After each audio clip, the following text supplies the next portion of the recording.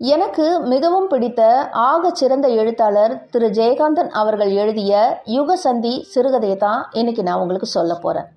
இந்த யுகசந்தி சிறுகதை இப்படி தொடங்குகிறது. கௌரி பாட்டின்னு ஒரு பாட்டி இருக்காங்க. அவங்க பஸ்ஸில் வராங்க. அந்த பஸ் ஸ்டாப்பில் நிற்குது. எல்லாரும் இறங்கட்டும்னு கொஞ்சம் பொறுமையாக நின்றுட்டு இருக்காங்க அந்த பாட்டி. அவங்க கையில் காக்கி நிறத்தில் ஒரு பை இருக்குது.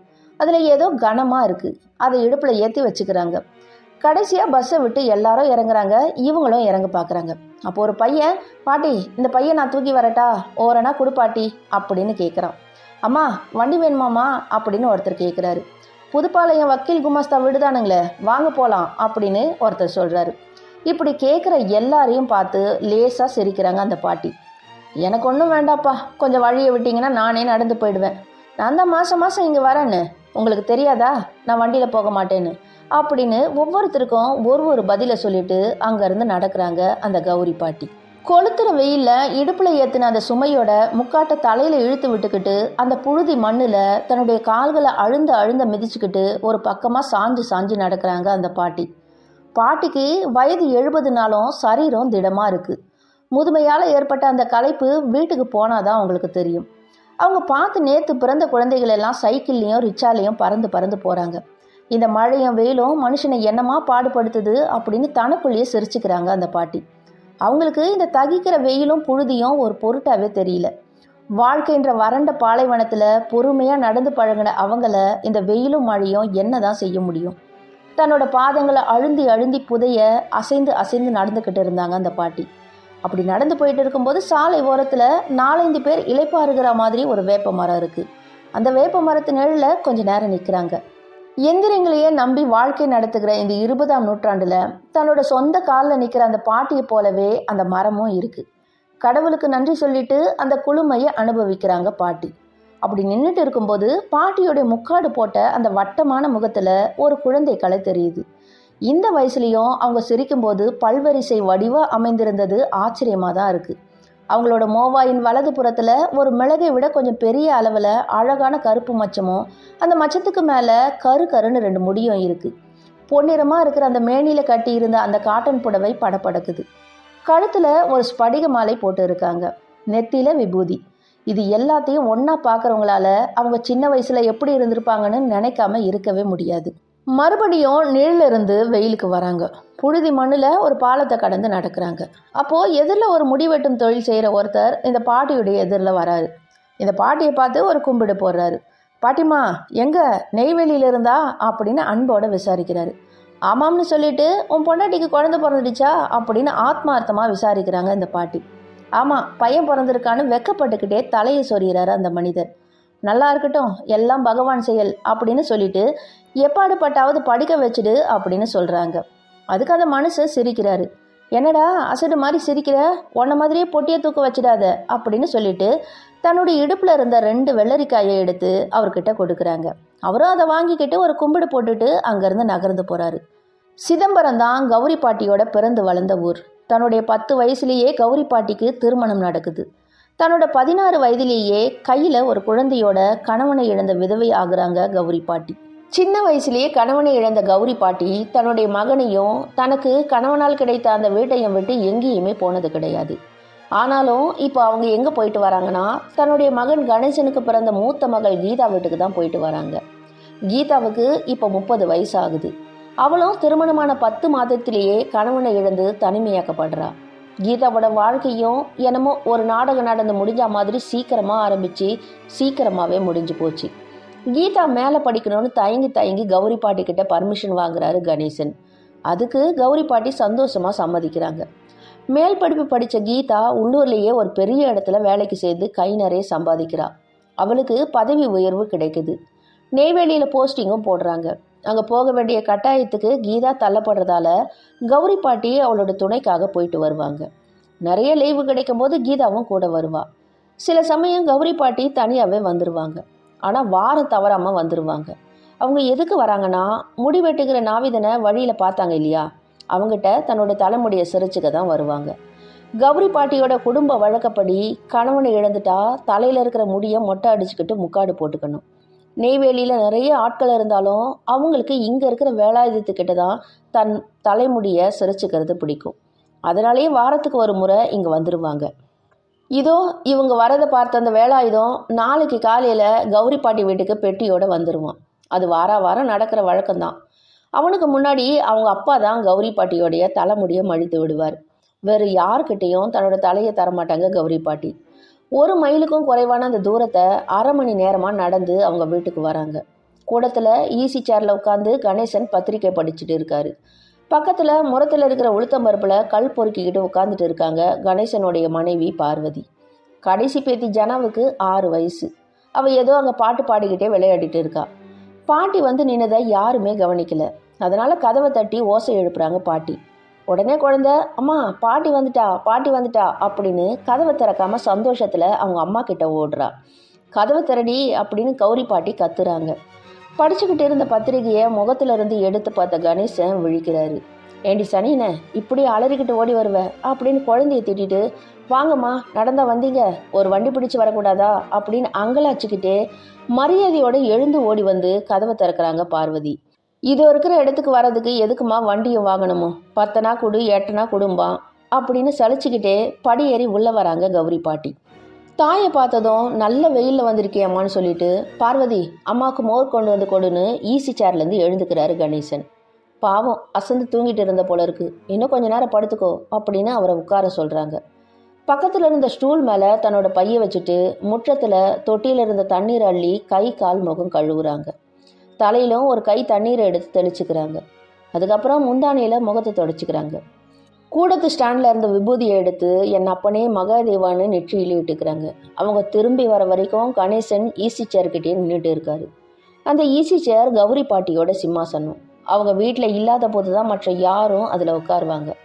கௌரி பாட்டி ஈசி சேரில் உட்காந்துக்கிறாங்க. பக்கத்தில் இருந்த நாற்காலியை இழுத்து போட்டுக்கிட்டு கணேசன் ஒரு விசிறி எடுத்து அவங்களுக்கு விசிறி விடுறாரு.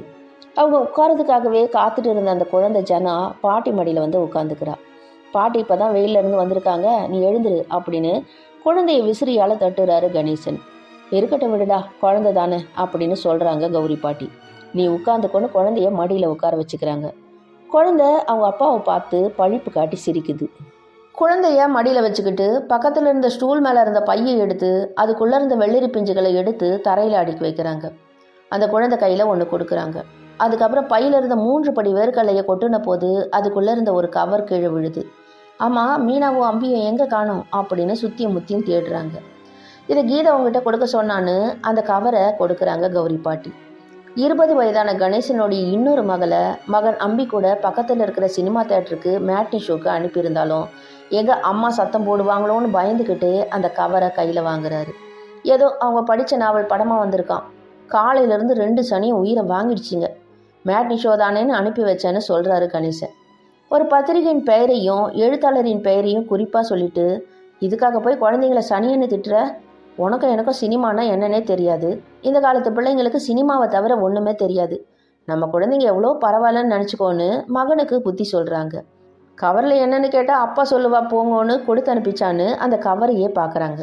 கண்ணடியை எடுத்து மாட்டிக்கிட்டு அந்த கவரை உடைத்து அதுக்குள்ளே இருந்த காகிதத்தில் சுருக்கமாக எழுதியிருந்த இந்த வாசகங்களை படிக்க ஆரம்பித்ததும் கணேசனுடைய கைகள் நடுங்குது. முகமெல்லாம் குப்புன்னு வேர்க்குது. உதடுகள் துடிக்குது. படித்து முடித்ததும் தலை நிமிர்ந்து எதிர் சுவரில் கீதா கல்யாண கோலத்தில் இருக்கிற போட்டோவை வெறித்து பார்க்குறாரு. தாய் பக்கத்தில் உட்காந்து சந்தோஷமாக இருந்த கணேசனுடைய முகம் திடீர்னு இருளடையுது. நாற்காலியுடைய கைப்பிடியை இறுக பிடிச்சுக்கிறாரு. தாயோட முகத்தை பார்க்குறாரு. அவர் கையில் இருக்கிற கடிதம் தானாகவே நழுவி கீழே விழுது. ஏதோ விபரீதம் அப்படின்னு நினச்சிக்கிட்டு அந்த கடிதத்தை எடுத்து படிக்க ஆரம்பிக்கிறாங்க கௌரி பாட்டி. கண்ணாடி இல்லாமலேயே அவங்களால படிக்க முடியும். அந்த கடிதத்தில் இந்த மாதிரி எழுதியிருக்கு: அம்மா, அப்பா, பாட்டி எல்லாருக்கும் வணக்கம். இந்த கடிதம் எழுதுறதுக்கு நான் 6 மாதத்தை எடுத்துக்கிட்டேன். நல்லா யோசித்து தெளிந்த மனதோட தீர்மானமாக இந்த கடிதத்தை நான் உங்களுக்கு எழுதுகிறேன். ஒருவேளை இந்த கடிதத்தை படித்த பிறகு என் முகத்தை நீங்கள் பார்க்காம கூட போகலாம். நமக்குள்ள கடித போக்குவரத்து இல்லாமல் கூட போகலாம். அப்படின்றதெல்லாம் தெரிஞ்சே நான் எழுதுகிறேன். என் கூட வேலை பார்க்குற இந்தி பண்டிட் திரு ராமச்சந்திரனை வருகின்ற ஞாயிற்றுக்கிழமை நான் திருமணம் செஞ்சுக்க போகிறேன். நான் விதவை என்பது அவருக்கு நல்லாவே தெரியும். இந்த 30 வயசில் ஒரு பாவமும் செய்யாத நான் எதுக்காக சாஸ்திர சம்பிரதாயத்துக்கு கட்டுப்பட்டு விதவையாக இருக்கணும்? அதனால் நான் செய்கிறது எனக்கு சரின்னு படுது. நான் செய்த தவறுக்காகவோ இல்லை உங்ககிட்ட மன்னிப்பு கேட்பதற்காகவோ இந்த கடிதத்தை நான் எழுதலை. இது நாள் வரைக்கும் கிடைச்சவங்களுடைய அன்பை எழுந்துடுவேன்ற எண்ணத்தில் தான் இந்த கடிதத்தை எழுதுகிறேன்.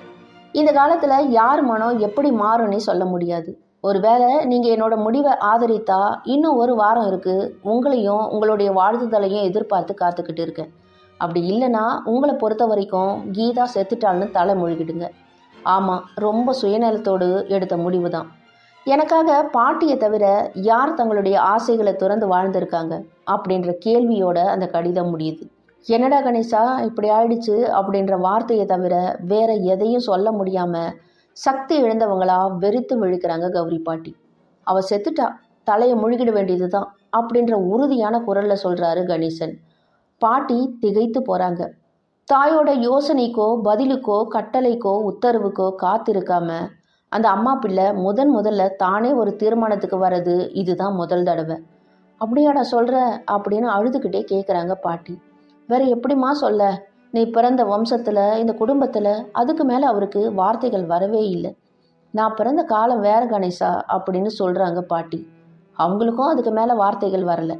அப்போது உள்ளே இருந்த மருமக பார்வதி வெளியே வந்து அந்த கடிதத்தை எடுத்து படிக்கிறாங்க. அடி பாவி, என் தலையில் தீய வச்சுட்டியே அப்படின்னு தலையில் அடிச்சுக்கிட்டு அழுவுறாங்க. பாட்டி எப்போவுமே நிதானமாக இருப்பாங்க.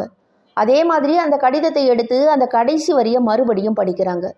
அந்த வரியில் ரொம்ப சுயநலமாக எடுத்த முடிவு தான், எனக்காக பாட்டியை தவிர வேறு யார் இருக்காங்க அப்படின்னு எழுதியிருக்கு. இதை படித்ததும் பாட்டிக்கு சுருக்குன்னு தைக்குது. உதட்ட கடிச்சுக்கிட்டு அழுவுறாங்க.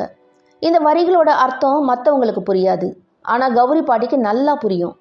கீதா சின்ன வயசுலேயே பூவையும் பொட்டையும் எழுந்து விதவை கோலத்தை ஏற்றுக்கிட்டு வீட்டுக்கு வரும்போது அவளோட விதி அவ்வளோதான் சொல்லி இந்த தாயும் தகப்பனும் அவளுடைய சோகத்தை மறந்துட்டாங்க இல்லையா? அதுக்கப்புறம் தானே அம்பியும் ஜனாவும் பிறந்தாங்க. அதுக்கென்ன, வாழ்க்கையின் இயல்பு அதுதான் எல்லாரும் நினைக்கிறாங்க. ஆனால் வாழாத கீதாவுடைய உணர்ச்சிகளை, ஆசைகளை, நினைவுகளை, கனவுகளை அவங்களுக்கு தெரிந்திருக்க வாய்ப்பு இல்லை. கீதாவை போலவே சின்ன வயசில் அரை நூற்றாண்டுக்கு முன் விதவையான கௌரி பாட்டிக்கு அவளுடைய உணர்ச்சிகள் எல்லாம் தெரியாமலையா இருந்திருக்கும்.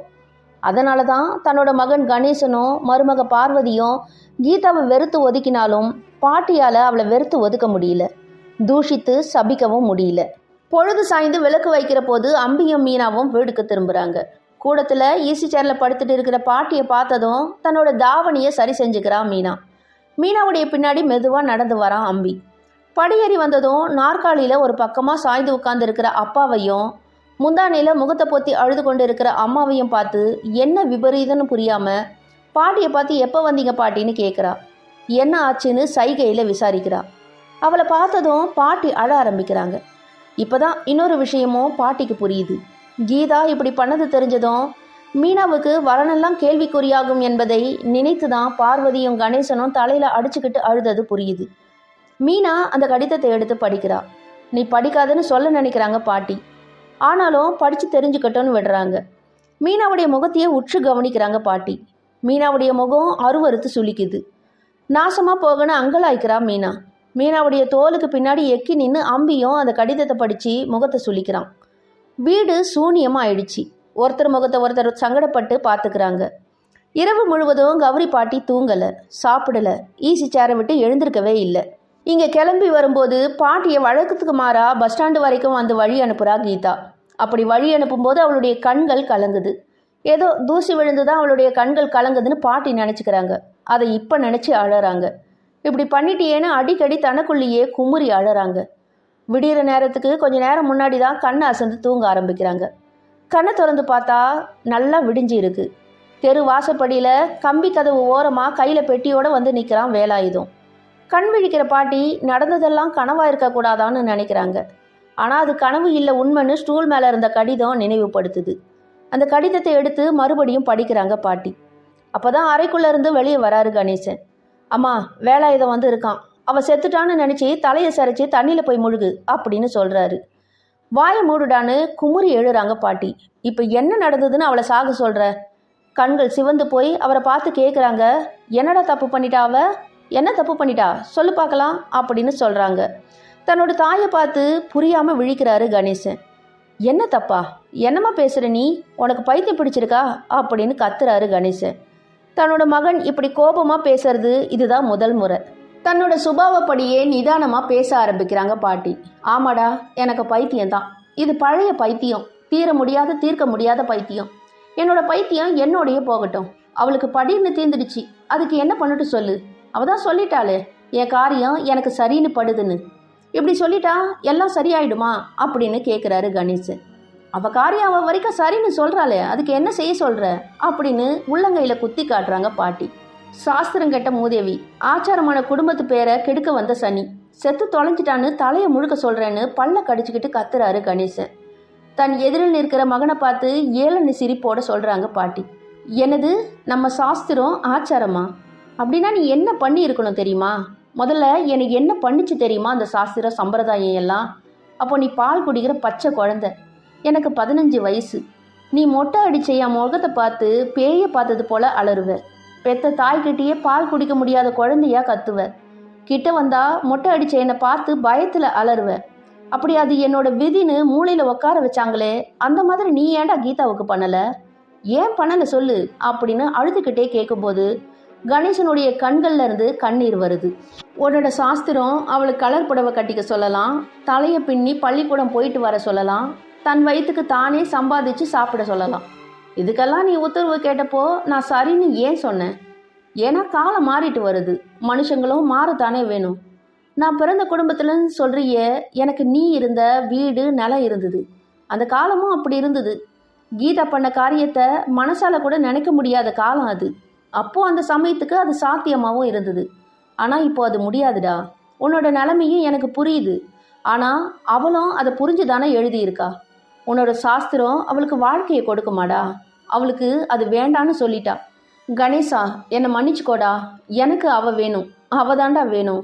எனக்கு இனிமேல் என்ன வேண்டி கிடக்கு? இந்த சாஸ்திரம் சம்பிரதாயம் எனக்கும் வேண்டாம். நல்லா யோசிச்சு பாரு. அப்படி சாஸ்திரம் சம்பிரதாயம் தான் முக்கியம்னா அவளோட சேர்ந்து எனக்கும் முழுக்கு போட்டுடு அப்படின்னு சொல்லிட்டு மாற்று புடவையை சுருட்டி தன்னுடைய காக்கி பைக்குள்ளே திணிச்சுக்கிட்டு எழுந்துக்கிறாங்க பாட்டி. அம்மானு கைகளை கூப்பி தாரை தாரையா கண்ணீர் வடிக்கிறாரு கணேசன். எதுக்குடா அழற? நானும் ரொம்ப யோசிச்சு தான் இந்த முடிவுக்கு வந்தேன். பார்வதி கிட்ட திரும்பி நீ வீட்டை சமத்தா பார்த்திக்கோன்னு சொல்லிட்டு எல்லார்கிட்டையும் விடை பெற்று கொண்டு அந்த இடத்துல இருந்து புறப்படுறாங்க. எனக்கு உடனே போய் கீதாவை பார்க்கணும் அப்படின்னு சொல்லிட்டு திரும்பும்போது வாசற்படியில் நின்றுட்டு இருந்த வேலாயுதத்தை பார்க்குறாங்க பாட்டி. நான் நெய்வேலிக்கு அவசரமாக போகிறேன் அப்படின்னு சொல்லிட்டு அவங்ககிட்ட 4 நாவை எடுத்து கொடுக்குறாங்க. இனிமே உனக்கு இங்கே வேலை இல்லை. அதுக்கு என்ன, உலகத்தில் என்னென்னவோ மாறுது, நான் ஒரு நாவேதனை கூட மாற்றிக்கொள்ளக்கூடாதா அப்படின்னு நினச்சி சிரிச்சுக்கிறாங்க. இடுப்பில் தன்னோட பையை வைத்துக்கிட்டு வாசற்படியில் இருந்து ஒரு முறை திரும்பி நின்று போயிட்டு வரேன்னு எல்லாரையும் பார்த்து விடை பெற்றுக்கொள்கிறாங்க. அந்த காலை நேரத்தில் இள வெயிலில் சூடு இல்லாத புழுதி மண்ணில் பாதங்கள் அழுத்தி அழுத்தி பதிய ஒரு பக்கம் சாய்ந்து சாய்ந்து நடந்து கொண்டிருக்கும் பாட்டியின் தோற்றம் வேகமாக ஆவேசமுற்று வருகிற புதிய யுகத்தை அமைதியா அசைந்து அசைந்து நகரும் ஒரு பழைய யுகத்தின் பிரதிநிதி எதிர்கொண்டு அழைத்து தழுவிக்கொள்ள பயன்படுவது என்றால், ஓ, அதற்கும் ஒரு பக்குவம் தேவைதானே? முற்றும்.